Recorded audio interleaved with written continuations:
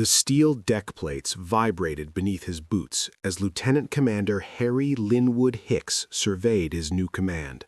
March 5, 1942, Portsmouth Navy Yard, Kittery, Maine. The vessel before him looked precisely like what she was supposed to be, a worn-out merchant steamer that had seen better days. Rust streaked her hull. Faded paint peeled from her superstructure. She appeared defenseless, vulnerable, expendable.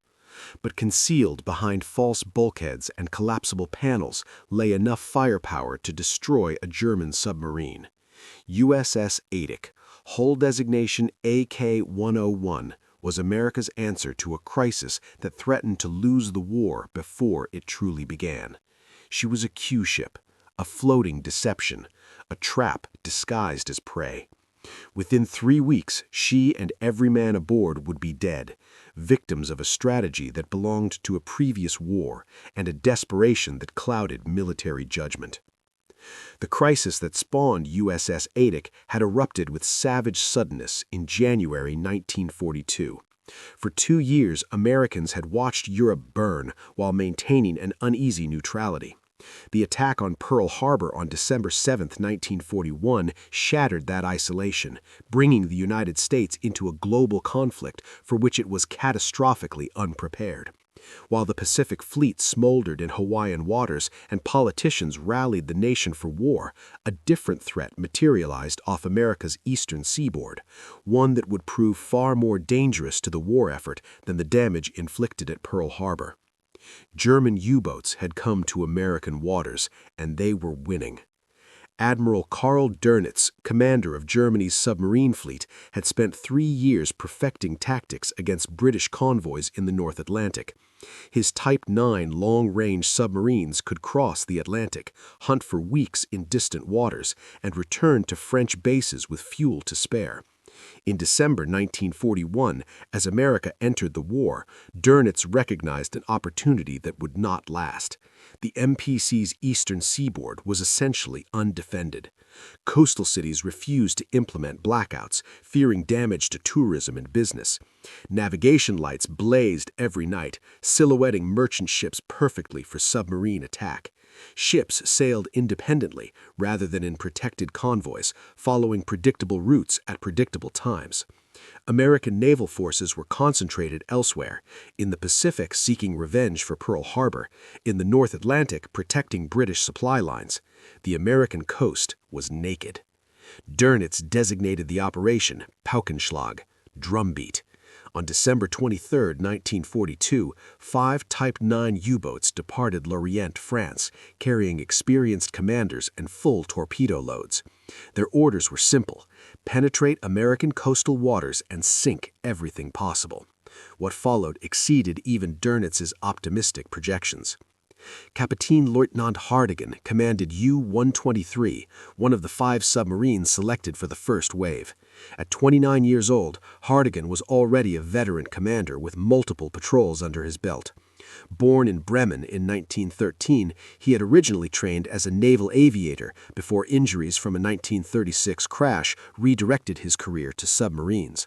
He took command of U-123 in May 1941 and quickly established himself as one of Germany's most capable submarine commanders, aggressive, calculating, and remarkably lucky.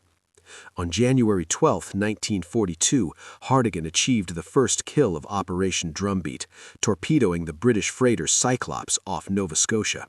98 souls went into the freezing Atlantic. Over the following weeks, Hardegen prowled southward along the American coast, sinking ship after ship with methodical efficiency.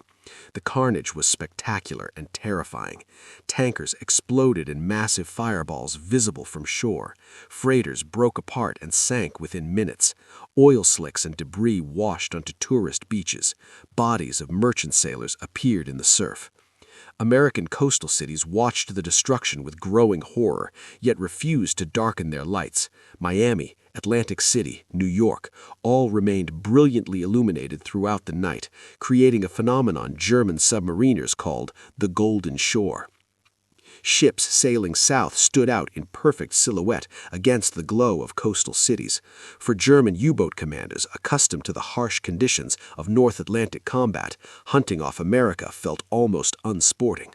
Hardegen later wrote in his patrol log that he could scarcely believe the targets available.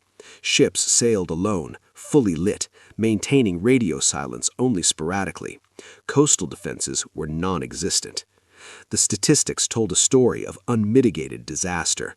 Between January and March 1942, German U-boats operating under Operation Drumbeat sank 137 Allied vessels in American waters, over 650,000 tons of shipping. Fuel oil, ammunition, food, raw materials, machinery, all disappeared beneath the waves. More critically, approximately 5,000 merchant sailors died in those 3 months, men whose experience and skill could never be replaced. The rate of sinking exceeded the combined output of every American shipyard. If the losses continued unchecked, Britain would starve and the Soviet Union would collapse before American industry could even mobilize. In Washington, the crisis generated panic barely concealed beneath official optimism. Admiral Ernest Joseph King, appointed Commander-in-Chief of the U.S. Fleet in December 1941, faced an impossible situation. The Pacific demanded immediate reinforcement. The North Atlantic required constant escort duty. The Caribbean and Gulf of Mexico needed protection. Resources that should have defended American waters were scattered across 2 oceans. King had virtually nothing available to counter the U-boat threat in American coastal waters. Destroyers were tied up in convoy escort. Patrol aircraft lacked the range to cover the necessary areas. Coastal defense forces consisted primarily of antiquated vessels suitable for harbor patrol, but useless against submarines. On January 19, 1942, President Franklin Roosevelt made a suggestion to Admiral King during one of their regular meetings. Roosevelt, a former Assistant Secretary of the Navy during World War I, remembered the Q ships that Britain had employed against German submarines during that conflict.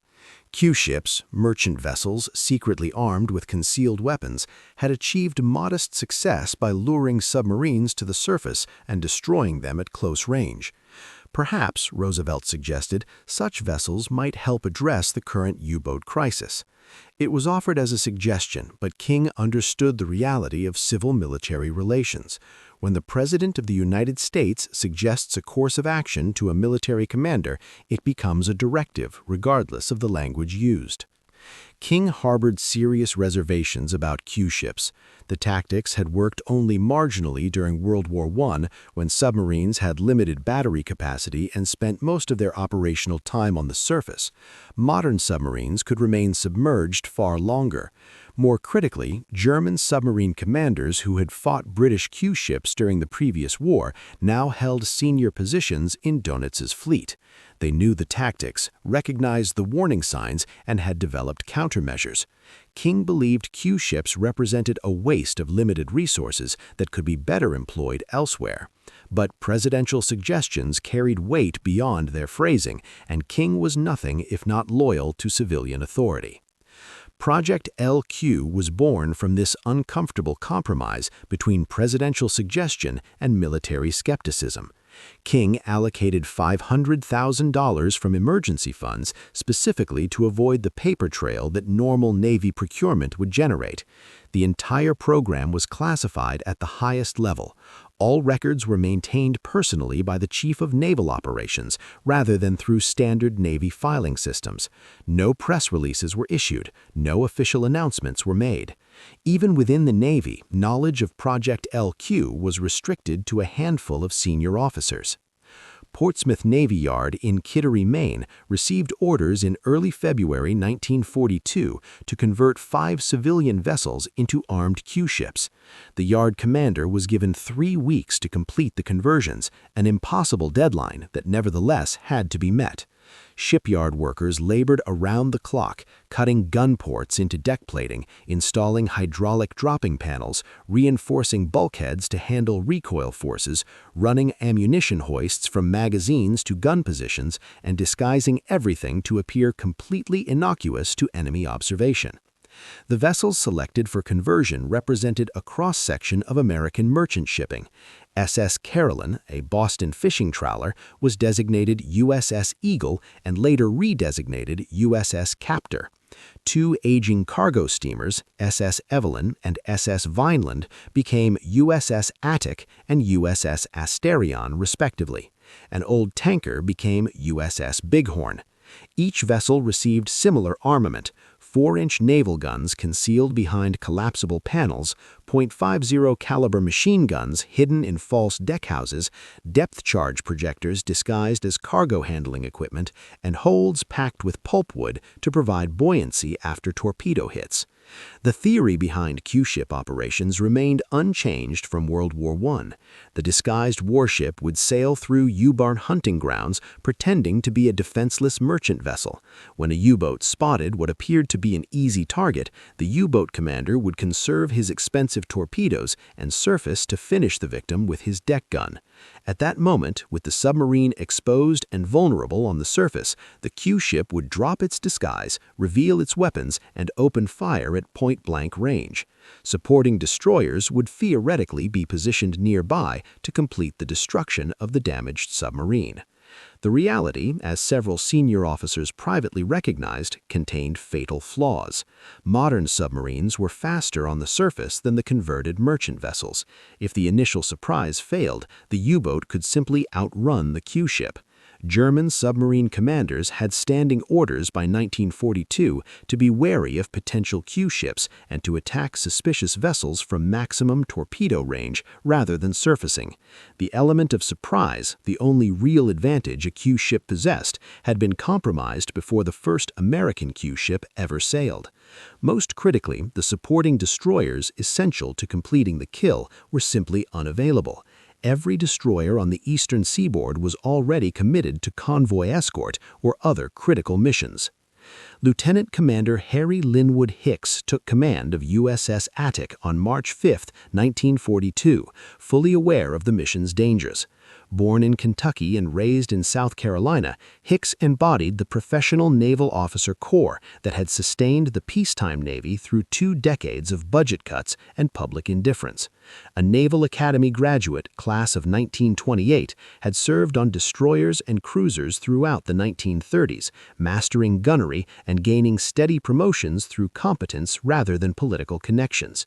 By 1942, he had accumulated 14 years of naval service and was considered an excellent choice for a difficult independent command. Attic herself was a vessel with a long history. Built in 1912 as a commercial cargo steamer, she had spent 30 decades hauling freight along the Atlantic coast. Her single-screw steam engine could push her to a maximum speed of 9 knots in calm seas. She possessed no armor, no redundant systems, no watertight compartments beyond basic commercial standards. Everything about her spoke of age, obsolescence, and vulnerability. The conversion work at Portsmouth had given her weapons, but weapons alone do not make a warship. She remained fundamentally what she had always been, a civilian vessel pressed into military service for which she was never designed. Hicks assembled a crew of 141 officers and men. Most were reservists or recent enlistees with minimal naval experience. A handful of chiefs and senior petty officers provided the professional backbone essential to any naval vessel, but the bulk of the crew consisted of young men barely out of training. They received 3 weeks of preparation before sailing, time enough to learn the basic operation of the concealed weapons and practice the dropping panel mechanism, but nowhere near sufficient to achieve the coordination and discipline that comes only from months at sea together. On March 23, 1942, USS Attic and her sister ship, USS Asterion, departed Portsmouth together for what was officially designated a shakedown cruise, but immediately became an active combat patrol. The 2 vessels were ordered to separate after 5 days, positioning themselves approximately 480 miles apart to maximize coverage of shipping lanes while theoretically maintaining mutual support capability. In practice, 480 miles represented far too great a distance for any meaningful mutual support. If one vessel encountered trouble, the other could not possibly arrive in time to assist. The Atlantic in late March presents some of the year's worst conditions. Wind systems sweep across from Europe with depressing regularity. Wind speeds routinely exceed 40 knots. Waves build to 15 to 20 feet. For modern warships with stabilizers and watertight integrity, such conditions are merely uncomfortable. For 30-year-old converted merchant steamers, they represent serious operational hazards. Kapitänleutnant Reinhard Hardegen departed Lorient aboard U-123 on March 4th for his second patrol to American waters.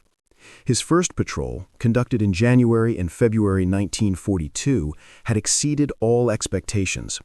He had sunk 9 ships totaling 53,000 tons, earning him the Ritterkreuz, the Knight's Cross of the Iron Cross, personally awarded by Adolf Hitler in a ceremony at his headquarters in East Prussia. Hardegen had returned to Lorient as a national hero, his photograph in newspapers throughout Germany, his exploits celebrated in radio broadcasts and newsreels. But Hardegen was no Nazi ideologue using military success for political advancement. He was a professional naval officer doing his duty as he understood it. In later years, he would insist that he and his crew had recognized by 1942 that Hitler was leading Germany toward catastrophe, though such retrospective claims must be viewed skeptically. What is certain is that Hardegen was an extraordinarily capable submarine commander, aggressive in attack, careful in planning, lucky when it mattered, and apparently blessed with excellent instincts for tactical situations. U-123 was a Type 9B ocean-going submarine, displacing approximately 1,000 tons surfaced and 1,100 tons submerged. She was 251 feet long, carried 22 torpedoes, mounted a 105mm deck gun, and could cruise for 12,000 miles at her most economical speed. Her diesel engines could push her to 18 knots on the surface. Submerged, running on battery power, she could manage 7 knots for limited periods. Her crew of 48 men lived in conditions that would be considered intolerable anywhere else. Cramped spaces barely 6 feet high, sleeping in bunks stacked 3 high with barely room to turn over, breathing air that grew progressively fouler as the boat remained submerged, eating food that consisted primarily of canned goods and growing more rancid as patrols extended. By March 26, 1942, Hardegen had been hunting for 3 weeks. He had already sunk several vessels on this patrol and was searching for additional targets to justify the expense and risk of crossing the Atlantic. That evening, with twilight fading and visibility decreasing, a lookout spotted smoke on the horizon. Hardegen studied the target through his binoculars. Old cargo steamer, single funnel, no visible armament, no escort vessels. Precisely the kind of target that was not worth wasting a torpedo. German submarine doctrine in 1942 emphasized torpedo conservation. Each submarine carried a limited number of torpedoes, typically 20 to 24, depending on type. Each torpedo represented months of factory production and required scarce raw materials. Torpedoes were reserved for valuable targets: tankers, large freighters, warships. Small, slow merchant vessels were supposed to be destroyed with the submarine's deck gun, which used ammunition far less valuable than torpedoes. Hardegen ordered U-123 to shadow the target through the evening, remaining submerged, watching for any indication that the vessel might be something other than it appeared. German intelligence had warned submarine commanders that the Allies were employing Q ships, armed merchant vessels designed to ambush submarines. The warning signs included vessels sailing alone in dangerous waters, ships in suspiciously good condition for their apparent age, unusual handling characteristics, crews that seemed too disciplined for merchant sailors.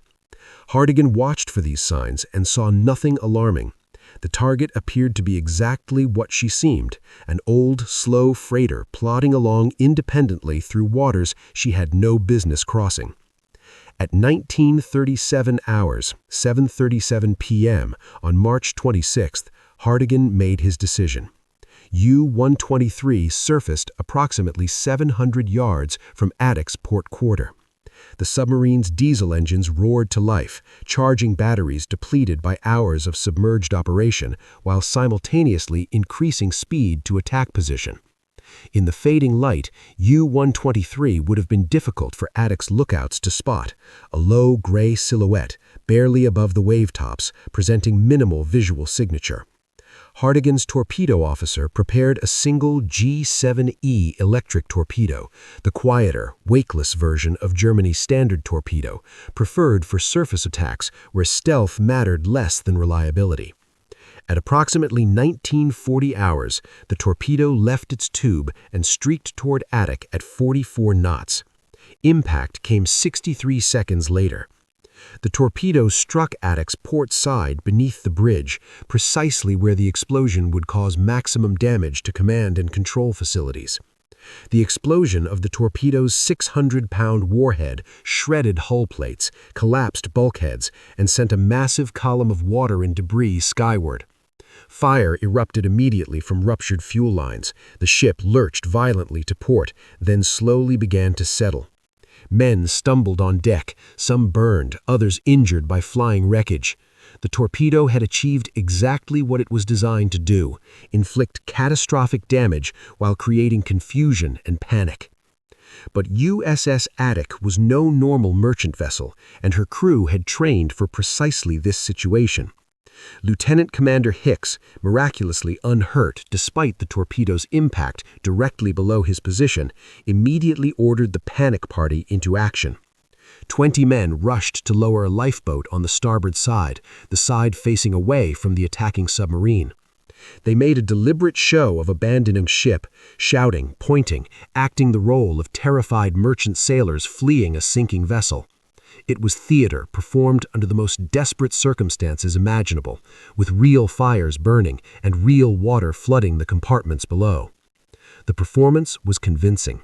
Hardigan, watching through his binoculars from 700 yards away, saw exactly what he expected to see: a torpedoed merchant ship, settling slowly with crew abandoning in panic. Hardegen ordered U-123 to circle around Attic's stern to observe the sinking more closely and possibly finish the vessel with his deck gun if she proved stubborn about sinking. This was the moment Project LQ had been designed to achieve. The submarine had surfaced and was closing to gun range, presenting itself as a target. Everything depended on perfect timing, perfect coordination, and perfect execution of a plan that had received only 3 weeks of hurried training. At approximately 2,000 hours, 8 p.m., with U-123 positioned at approximately 700 yards off Attic's starboard beam, Hicks gave the order. The hydraulic panels dropped away, revealing the 4-inch guns that had been concealed beneath false deck structures. 8 50-caliber machine guns swung into firing position from concealed mounts in the deck houses. Every weapon on the ship opened fire simultaneously. The first 4-inch shell splashed into the ocean 30 yards short of U-123, sending up a massive column of whitewater. The gunners corrected their aim. The second shell passed over the submarine, missing in deflection by perhaps 20 feet. The third round went high. Meanwhile, the machine guns were pouring streams of 50-caliber rounds at the submarine's conning tower, sending up sparks where bullets struck steel. One machine gun round found human flesh. Fanrik Sursay, midshipman Rudy Olzer, was standing watch on U-123's bridge when the shooting started. A 50-caliber round struck him in the chest, the massive bullet punching completely through his body.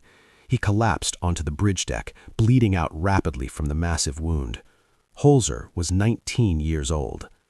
Hardegen reacted with the trained instincts of a combat veteran who had just narrowly avoided death. He bellowed orders to the bridge crew and engine room simultaneously. Emergency dive procedures, maximum engine power, get below the surface immediately. U-123's diesel engines roared at full throttle, pouring black smoke into the evening air as the submarine surged forward. Men scrambled down the conning tower ladder. The diving planes bit deep, forcing the bow underwater.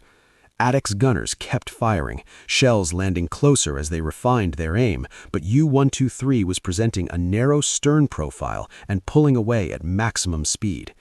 Within 2 minutes of the first shot, U-123 had submerged completely, disappearing beneath the darkening ocean. Hardegen had come within seconds of losing his boat and his entire crew. Another 10 seconds, another 50 feet closer, and Attic's 4-inch guns would likely have scored a killing hit. The ambush had almost worked, but almost in combat means failure. U-123 had escaped with only minor damage and 1 fatal casualty. Attic remained a floating target, already severely damaged by the first torpedo, now completely exposed as an armed vessel rather than a helpless merchant ship. The engagement had lasted perhaps 3 minutes from the moment the panels dropped to the moment U-123 disappeared beneath the waves. In those 3 minutes, every advantage Attic possessed had been expended. The surprise was gone. The submarine knew exactly what she was facing. And Hardigan, somewhere beneath the dark water, was planning his next move. For the next hour, an eerie quiet settled over the scene. Attic drifted dead in the water, listing to port, fires burning in her cargo holds, waiting. Hardigan circled underwater, analyzing the situation, considering his options. He could withdraw, sail away, and report that he had encountered and escaped an American Q-ship, or he could finish what he had started, destroying an enemy warship at the cost of another precious torpedo. Pride, anger, and tactical calculation all pointed toward the same conclusion. The American vessel had tried to kill him and his crew. It had cost him 1 man already. He would sink her. At 21:29 hours, 9:29 p.m., U-123's second torpedo slammed into Attic's engine room. The explosion was even more devastating than the first. The torpedo's warhead detonated against machinery spaces packed with boilers, steam lines, fuel tanks, and the ship's single propeller shaft. The blast demolished everything. Superheated steam exploded from ruptured bulkheads, scalding anyone nearby. The single propeller, already damaged, sheared off completely. Fuel oil ignited, sending flames shooting through ruptured bulkheads. Attic lost all power instantly. No engines, no lights, no pumps, no electrical systems. The ship's bow settled deeper into the water as flooding overwhelmed the pulpwood cargo's buoyancy. The stern began to rise, the single propeller mounting lifted clear of the water. Men who had been maintaining their positions at the guns now faced a grim reality. Their ship was sinking, and there would be no rescue. The lifeboats that had been lowered earlier were already in the water, but the sudden storm that had been building throughout the engagement had now reached full fury. Waves were building to 15 feet. Wind speeds exceeded 40 knots. The ocean temperature was approximately 45 degrees Fahrenheit, cold enough to kill an unprotected man in less than an hour. Hicks ordered abandon ship. There was nothing else to do. The crew who could still move began launching additional lifeboats and throwing rafts overboard. Men jumped into the frigid Atlantic, some wearing life jackets, others without. The scene was chaos, flames lighting the darkness, men shouting, waves overwhelming small boats, the ship groaning as structural members twisted and failed under stress they were never designed to handle. At 22:50 hours, 10:50 p.m., something inside Attic detonated. Perhaps it was the ammunition magazines finally reached by fire. Perhaps it was boilers exploding from the stress of sudden temperature changes. Perhaps it was depth charges detonating from heat or shock. Whatever the cause, the explosion was massive, a brilliant flash that lit up the night sky, followed by a roar that could be heard for miles. Debris from the ship was blown hundreds of feet into the air. When the flames cleared and eyes readjusted to darkness, USS Attic had vanished. Nothing remained but burning oil, floating wreckage, and 141 men struggling in a storm-tossed ocean. Hardigan surfaced briefly 30 minutes later to observe the results and to bury Fanrik Sorsay, Rudy Holzer. The midshipman had died of his wounds while U-123 maneuvered for the second attack. Hardigan conducted a brief ceremony, a few words committing the young man's body to the deep. Then the corpse slid over the side into the black Atlantic. 1 German casualty, 141 American casualties. The mathematics of the engagement were brutally clear.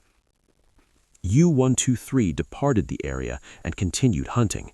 Hardigan still had torpedoes, still had fuel, still had time before he needed to return to France. The engagement with Attic had lasted approximately 3 hours from first torpedo to final explosion. It was one action among many on this patrol, notable primarily because the target had fought back, unusual because the submarine had nearly been destroyed. Hardigan documented the engagement in his patrol log with professional detachment. Target identified as Q-ship. Initial torpedo attack provoked return fire.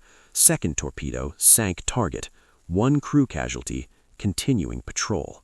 The first search aircraft reached Attic's last reported position at 0800 hours on March 27th, a U.S. Army Air Force's bomber from 1st Bomber Command operating out of an airfield in Massachusetts. The pilot flew a methodical grid pattern for 4 hours, scanning the ocean below for any sign of wreckage or survivors. He found nothing. The storm that had struck immediately after Attic's sinking had scattered debris across miles of ocean. Whitecaps made spotting anything nearly impossible. Visibility remained poor. After 4 hours of fruitless searching, low fuel forced the aircraft to return to base. USS Noah, a Clemson-class destroyer commissioned in 1918 and one of the few destroyers available on the eastern seaboard, steamed to the area under command of Lieutenant Commander Harold Crosby Ford. Noah represented exactly the kind of supporting vessel that was supposed to have been positioned nearby during Attic's patrol, a fast warship with sonar, depth charges, and the capability to destroy a damaged submarine. But Noah had been dozens of miles away when Attic transmitted her distress signal, and by the time she reached the search area, 12 hours had passed. The crew spotted small pieces of debris, life jackets, wooden planks, cork floats, but nothing that could definitively be identified as coming from Attic. The ship had disintegrated so completely that she left no recognizable wreckage. USS Sagamore, a fleet tug, attempted to reach the area, but was forced back by weather conditions too severe for safe operations. On March 30th, 4 days after the sinking, patrol aircraft discovered 5 empty lifeboats drifting approximately 80 miles south of the attack site. The boats had been blown off course by the sustained gale. They were completely empty, no bodies, no supplies, no equipment, no indication of what had happened to the men who had launched them. The boats were marked with USS Attic's identification numbers. That was the only physical evidence ever recovered from the sinking. 141 men had simply vanished. Some had died in the torpedo explosions or the final massive detonation. Others had drowned when lifeboats capsized in the storm. Many had succumbed to hypothermia in the frigid water, losing consciousness and slipping beneath the waves within an hour of entering the ocean. A few might have survived for several hours before exposure and exhaustion finally killed them. The Atlantic had swallowed them without ceremony and without mercy. What the United States Navy did not realize immediately was that the Germans knew exactly what had happened. On April 9, 1942, 13 days after the sinking, Radio Berlin broadcast a message that stunned American intelligence officers. The broadcast stated that German forces had sunk an American Q-ship of 3,000 tons displacement after a surface and subsurface engagement involving artillery, bombs, and torpedoes. The Germans knew about Project LQ. They knew the Americans were deploying Q-ships. They had warned their submarine commanders to watch for such vessels and to treat them with appropriate caution. The element of surprise, the only real advantage a Q-ship possessed, had been compromised before USS Attic ever encountered an enemy. German intelligence had identified the program, analyzed its objectives, and disseminated warnings to operational units. When Hardegen engaged Attic, he had already received alerts about potential Q-ships operating in American waters. His decision to attack from 700 yards with torpedoes rather than closing to gun range from the beginning reflected that awareness. His immediate dive when Attic revealed her weapons demonstrated trained responses developed specifically to counter Q-ship tactics. Admiral Ernest King was reportedly furious when he learned of the Radio Berlin broadcast. Project LQ had cost $500,000, 5 converted ships, months of preparation, and absolute operational security, or so he had believed. The program had produced exactly 0 U-boat kills. USS Attic had been sunk on her first combat patrol with all hands lost. The Germans had broadcast the engagement to the world, eliminating any possibility of using Q-ships effectively in the future. The entire program was exposed as an expensive, deadly failure. King ordered an immediate and comprehensive review of Project LQ. The review, conducted by senior naval officers over several weeks, reached conclusions that were professionally devastating but strategically valuable. Q-ships were fundamentally unsuited to modern naval warfare. They were too slow to pursue submarines that chose to withdraw. They were too lightly armed to fight successful surface engagements against experienced opponents. They were too vulnerable to torpedo attack. A single hit could cripple them, and they lacked the damage control capabilities of purpose-built warships. The crews had received inadequate training for the complex coordination required. The doctrine itself was flawed, based on assumptions about submarine behavior that no longer held true in 1942. German submarine commanders were too experienced, too well-trained, and too well-informed to fall repeatedly for tactics that barely worked 25 years earlier. Most critically, the elements essential to making Q-ship tactics work were simply unavailable. The concept required fast warships positioned nearby to complete the destruction of damaged submarines.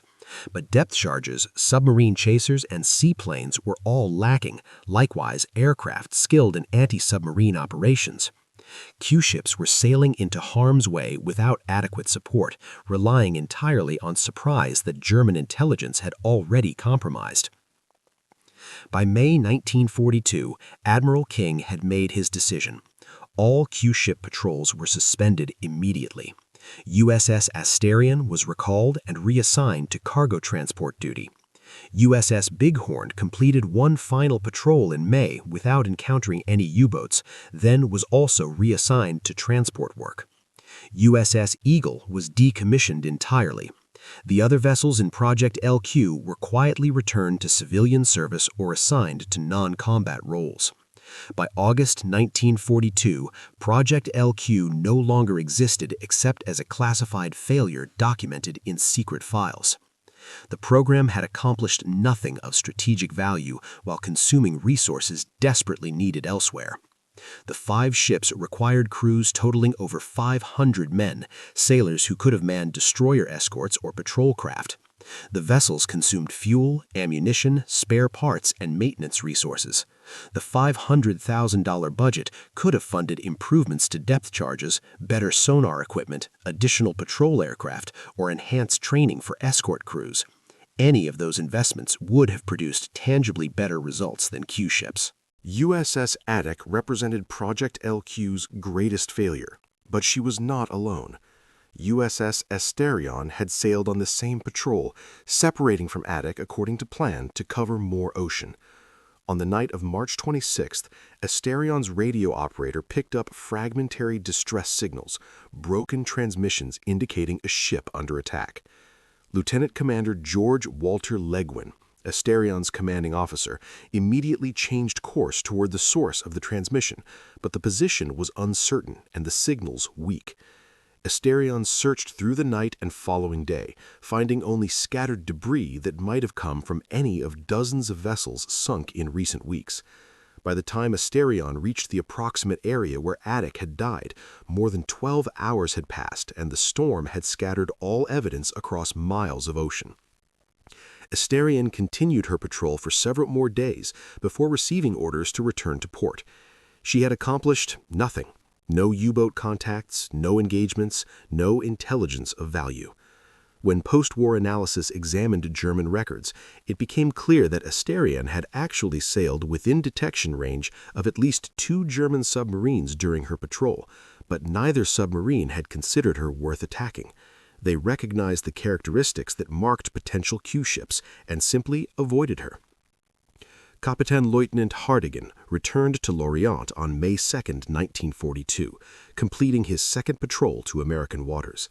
He had sunk 9 ships totaling approximately 53,000 tons, bringing his career total to 22 ships and 114,000 tons. figures that earned him promotion and Germany's highest military decorations. On July 31, 1942, he relinquished command of U-123, physically and psychologically exhausted by the strain of submarine warfare. He was assigned to training duties, first with the 27th U-Boat Training Flotilla, then as Chief of U-Boat Training at the Torpedo School at Marine Schule Merwick. He spent the remainder of the war in training and development roles, never returning to combat patrols. In the final chaotic months of the war, Hardegen commanded a Marine infantry battalion fighting British forces near Bremen. Most of his officers were killed. Hardegen survived only because he was hospitalized with severe diphtheria in the war's last days. British forces arrested him in May 1945 and held him as a prisoner of war for 18 months before releasing him in late 1946. He returned to Bremen and established an oil trading business that became quite successful. He served on Bremen's city council for 32 years and remained active in veterans affairs until his death on June 9, 2018, at the age of 105 years. He was the last surviving U-boat ace from Operation Drumbeat. In later interviews, Hardegen was carefully diplomatic about his wartime service. He claimed he was not a Nazi, that he served his country rather than Hitler's ideology, that he and his crew had recognized by 1942 that Hitler was driving Germany toward catastrophe. Such retrospective claims are impossible to verify and must be viewed with appropriate skepticism. What is certain is that Hardegen was a remarkably capable submarine commander who sank numerous ships and killed thousands of merchant sailors while prosecuting Germany's war against Allied supply lines. Whether his actions constituted honorable warfare or war crimes remains debated among historians. When asked about USS Attic specifically, Hardegen apparently never commented in detail. The engagement represented one action among many during his operational career, notable because the target fought back, unusual because he nearly lost his submarine, memorable because one of his crew died. But from Hardigan's perspective, Attic was simply another enemy vessel destroyed in the course of duty. The 141 Americans who died meant nothing to him personally. They were enemies who had tried to kill him and his crew. He succeeded in destroying them. That was war. The tactical lessons from USS Attic's loss were clear and professionally valuable, even if the strategic waste of the entire program was indefensible. Q-ships could not work against modern submarines operated by experienced commanders who understood the threat. The tactics that had achieved marginal success in World War I were obsolete by 1942. Submarines no longer needed to spend extensive time on the surface. Battery technology had improved dramatically, and German commanders had institutional knowledge of Q-ship tactics passed down from the previous war.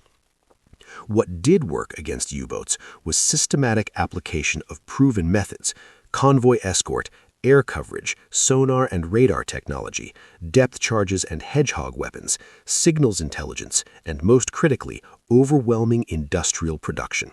By mid-1942, American shipyards had launched over 5 million tons of merchant shipping.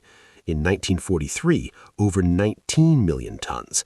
In 1944, production exceeded 20 million tons annually. Even during 1942, the worst year for Allied shipping losses, U-boats sank less than 8 million tons globally.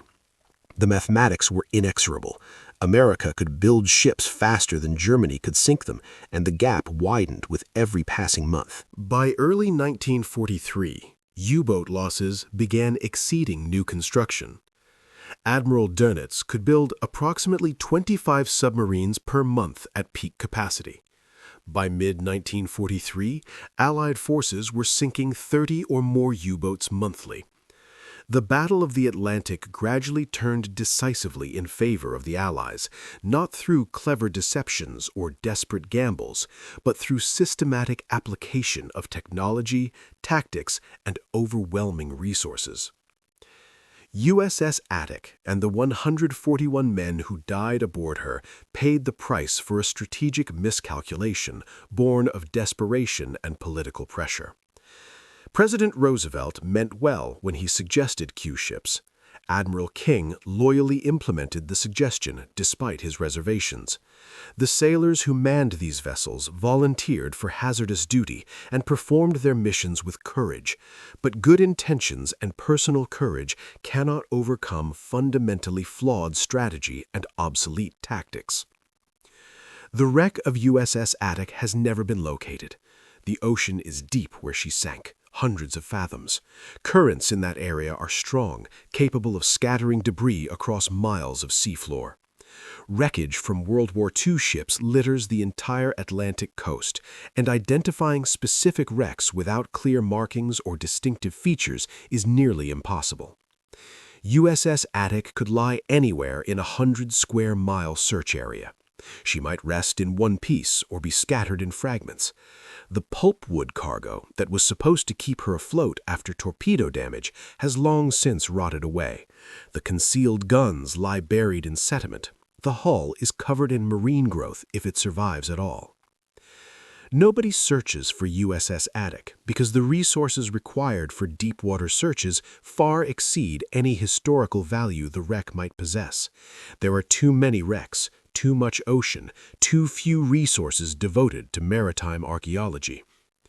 USS Attic is one casualty among thousands from a war that ended 80 years ago, remembered by specialists, forgotten by the general public, her story classified for decades after the war ended. The names of Lieutenant Commander Harry Lynnwood Hicks and his 141 crew members are inscribed on the tablets of the missing at various military cemeteries. They have no graves because their bodies were never recovered. They rest somewhere on the Atlantic floor, 300 miles east of Norfolk, Virginia, at coordinates that will never be precisely known. Project LQ stands as a cautionary tale about how desperation can produce poor strategic decisions. When leaders face overwhelming crises, they often feel compelled to act immediately, rather than waiting for better solutions. When political pressure demands visible action, military commanders sometimes implement programs they privately doubt will succeed. When resources are limited and time is short, quick fixes often consume resources more effectively spent elsewhere. The real answer to the U-boat crisis was never going to be Q-ships. The real answer was convoy escort, air patrols, improved technology, better training, and above all, time to mobilize America's industrial capacity. Those solutions took longer to implement. They were less dramatic. They did not make exciting headlines, but they worked. By the end of 1943, the U-boat threat to Allied supply lines had been effectively contained. By mid-1944, German submarines were being destroyed faster than they could be built. The Battle of the Atlantic was won through patient application of proven methods, not through desperate gambles on obsolete tactics. USS Attic and her crew deserved better than to die executing a plan that could not succeed aboard a ship that should never have sailed. They deserved competent strategic planning, adequate training, proper support, and tactics with a reasonable chance of success.